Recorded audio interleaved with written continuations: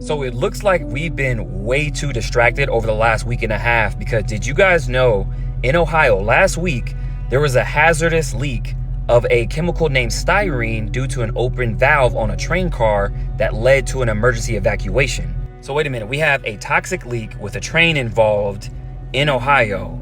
I've seen this movie before. And when I tell you I've seen this movie before, literally, I've seen this movie before, a movie called White Noise that came out in 2022, which is about a train crash in Ohio, spilling toxic chemicals into the town, causing an evacuation. Now, if that's not eerie enough for you, the train crash scene in the movie, they filmed that in East Palestine, Ohio, which a year later, in East Palestine, Ohio, had a train crash leaking toxic materials, leading to an evacuation. How?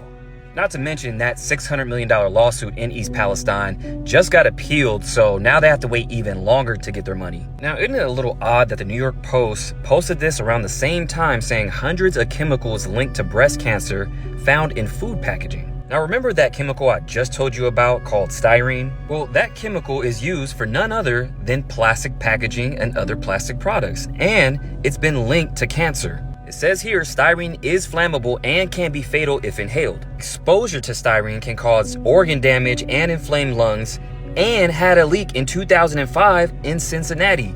What is it with Ohio and toxic leaks? We are going to see a massive wave of cancer-linked lawsuits in the next few years. Now, it's not just the United States. They said there's a global cancer phenomenon going on in the UK, Japan, South Africa, Australia. They said dozens of other countries are suffering from a mysterious spike of different kinds of tumors in young people. Now, what this screams to me is cancer vax on a global scale, but who can implement something like this? I don't know, maybe the UN, who just passed the Pact for the Future Act, where they have complete global control of a state of emergency and can implement anything at any time. Now, I know you guys remember 2020 where everything was mandated, but this is 100 times worse. Even Robert Kennedy posted on it. He said the United Nations Pact for the Future is an unconstitutional attempt to pass a treaty that allows international organizations to violate the sovereignty of the United States of America by declaring a global state of emergency without our consent. He even left a number to the United States ambassador of the United Nations, so I suggest everybody call that number like now.